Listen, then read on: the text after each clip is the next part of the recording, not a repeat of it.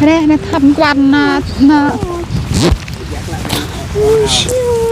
đi tham quan cái đập bên Pyhayaki á mọi người.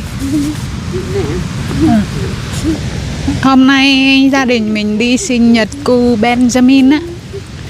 Gia đình mình đến sớm lắm, từ 11 giờ kém xuất phát từ nhà đó. Mà nhờ lần tí cả món nó âm nhầm thì mà nhờ.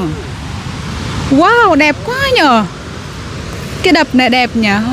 Cái đập này mình hay thấy chị Facebook là Hương Ra Lan Iso Pakala hay sao, quên cái họ rồi, chị hay quay á. Đập này đẹp quá nè. Qua bên kia nướng thịt ăn uống là đúng bài nhỉ. Chỉ xem thôi. Thì đây cũng là đập thủy điện nho nhỏ này bên Pyhayaki á. Cái đập nó là nhỏ hơn bên Ruki nhiều.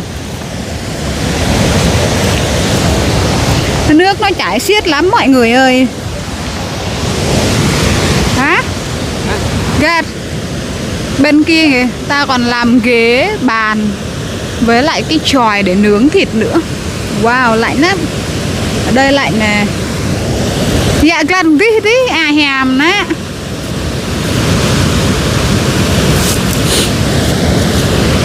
Nước nó chảy xiết lắm.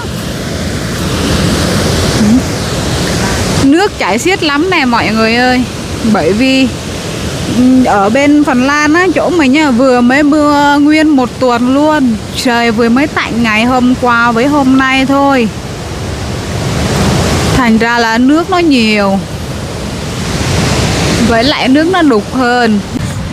Đây.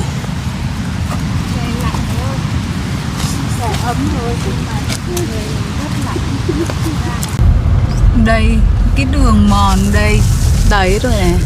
Cái chỗ mình đi nãy là bên kia. Nó gần nhau thôi, cách được mấy trăm mét à. Đã đập đó, thằng Lâm nó đập hả? Đập mạc. Người ta qua đây chơi nhiều lắm. Đèn nó. Ở bên cái vùng quê Pyhayaki có cái nơi thơ mộng thế này cũng vui nhỉ. Với lại gần ngay trung tâm luôn. Qua đây nướng thịt ăn uống này, gia đình tụ tập cũng sướng lắm. Istu ạ. Thế bà.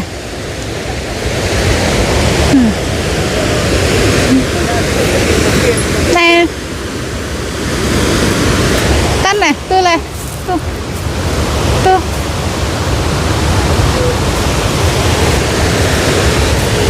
Ở đây người ta làm ghế ngồi nè để ngắm cảnh nhé. Ngắm thác á. Thác. Cũng đẹp nhờ. Nước nó xiết quá nè. Nếu mà nước nó ít á, quay nó đẹp. E so nè phải e xét em từ e lô đấy. Sao đây rồi. Vẹt ta.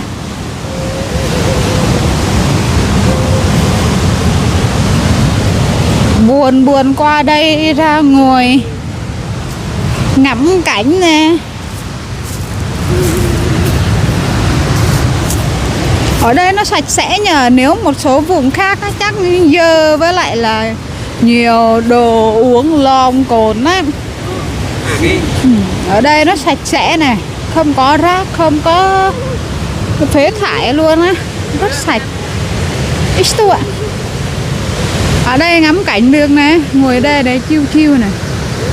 Dạ gắt non tăng lại, dạ cả toa nên đuổi qua nè. Có tàn nào tăng lại thì tay ăn phai dạ thì cái quẹt dạ thế nè. Bữa nào mình rủ mọi người qua đây nướng thịt ăn uống nhỉ. Cũng đẹp nè. Pellet Costilas nó hội mình chụp hình nhé.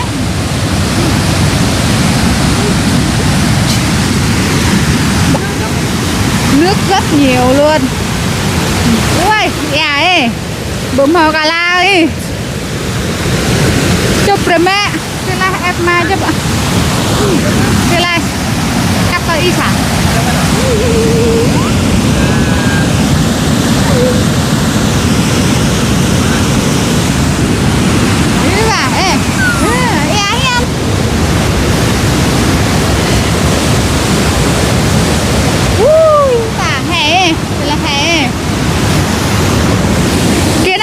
Rau này ăn được á mọi người. Đây nè, cái rau này này ăn được. Cái này mình bẻ thế này này, mình nướng thịt giống như cái gì nhỉ? Parasa tango đó mọi người. Cái này ăn được. Cái này ăn được á, nướng thịt này, xào này.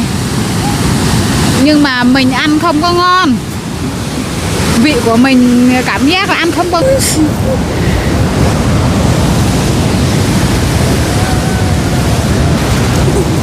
Đi qua cái chòi nướng thịt xem.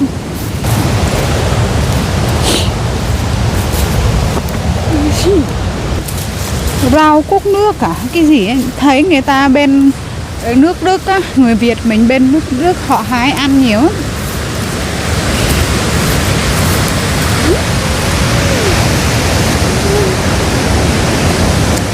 Đây cái chòi nướng thịt. Ở đây có rác hơi bị nhiều nhá. Thấy nó không có sạch. Bữa mưa to này ướt hết cái chòi luôn. Ở đây có nhiều lon lắm này. Ai mà thích qua đây lượm vài lon. Lượm lon bán á, đi đổi tiền á. Đằng kia có một người đang câu cá. Câu cá hay là cái gì nhỉ? Sao cái nước nó trào ra vậy? Nước nữa.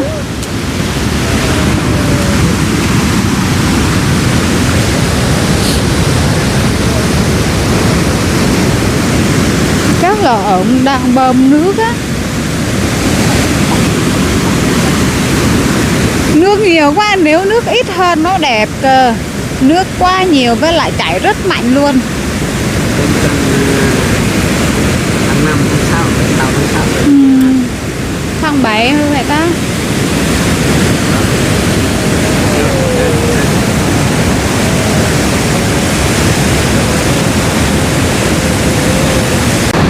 Đấy.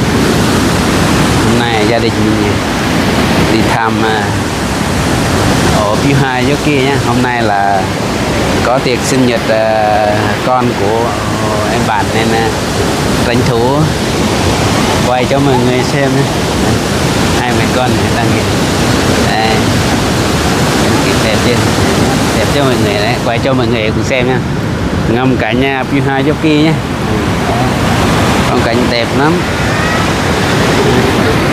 Hey, hello các tổ.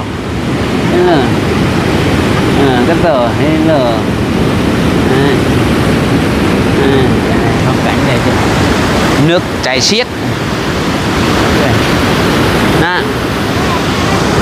Ok, này. Đi sinh nhật.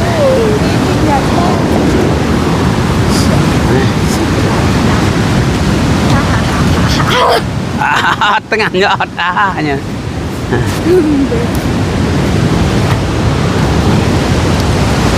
Nào nó à.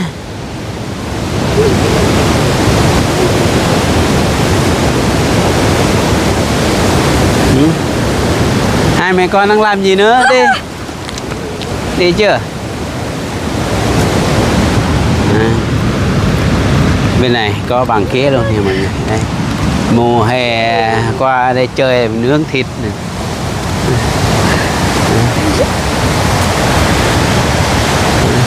Bố con đi.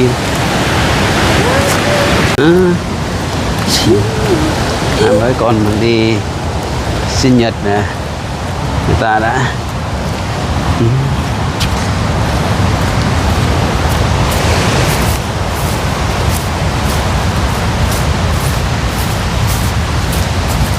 nước chảy xiết lắm.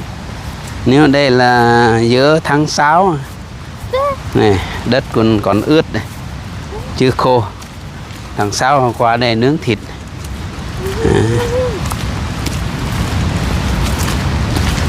Được lắm. Toàn là cực. Hả? Kìa. Sao? Gì? Này cho nuôi to chẳng to ao nuôi này nè. Ok đi.